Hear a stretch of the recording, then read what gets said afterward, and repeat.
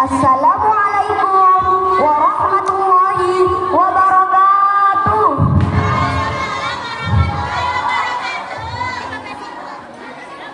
Perkenalkan, nama saya Faris Atala Kurniawan. Saya dari sekolah SD Muhammadiyah Singaraja kelas 5. Pada kesempatan kali ini, saya akan menceritakan singkat tentang salah satu tokoh Muhammadiyah, yaitu Buya Hamka. Di tepi Danau Maninjau, Sumatera Barat, pada tahun 1908, lahirlah seorang anak yang kelak menjadi idah umat dan juru tulis bangsa. Haji Abdul Malik Karim Amrullah atau akrab disapa Buya Hamka. Buya Hamka adalah putra dari ulama reformis besar Minangkabau, Haji Rasul. Namun, jalan pendidikan Buya Hamka tak selalu mulus. Ia sempat dikenal sebagai pemuda yang nakal secara akademik formal. Pengetahuan sejatinya ia peroleh melalui hasratnya yang tak terpuaskan untuk membaca dan merantau. Sebuah proses yang membuatnya menjadi seorang otodidak brilian. Pada usia 16 tahun, Buya Hamka merantau ke Jawa di Yogyakarta. Ia bertemu langsung dengan tokoh-tokoh besar syariat Islam dan Muhammadiyah, seperti Haji Umar Said Cokroaminoto dan Ki Bagus Hadikusumo. Lingkungan inilah yang mengasah pemikiran dan semangat juangnya. Buya Hamka muda dengan cepat menyadari kekuatan yang lebih tajam dari pedang, yaitu pena. Ia bergabung dengan Muhammadiyah pada tahun 1925 dan segera menggunakan bakatnya sebagai jurnalis dan penulis. Ia memimpin majalah pedoman masyarakat di Medan melalui tulisannya.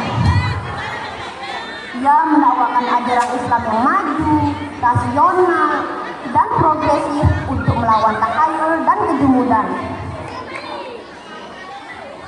Namun, yang membuat namanya melegenda adalah karya sastranya. Novel-novelnya seperti Tenggelamnya Kapal Van der Wijk dan Di Bawah Rifon Ka'bah adalah mahakaryanya. Karya-karya ini bukan hanya sekedar cerita cinta, melainkan medium dakwah yang menyentuh nurani, menyisipkan kritik sosial, dan memperjuangkan martabat manusia dengan nilai-nilai Islam. Ia mengislamkan masyarakat melalui keindahan bahasa.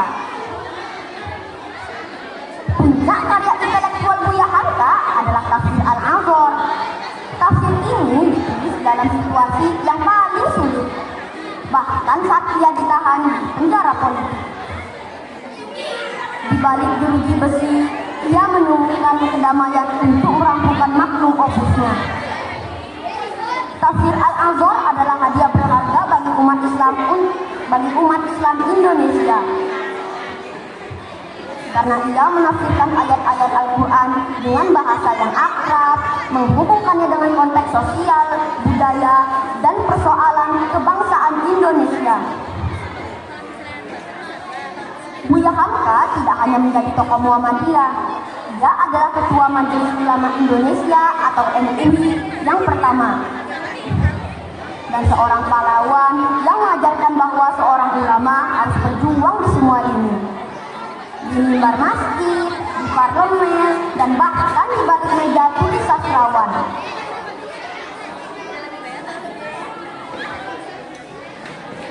Melalui warisannya, Buya Hamka mengajarkan kita bahwa iman dan ilmu harus bersatu. Bahwa Islam adalah agama yang indah yang harus diperjuangkan dengan hati, dengan akal, dan dengan kata-kata yang memukau.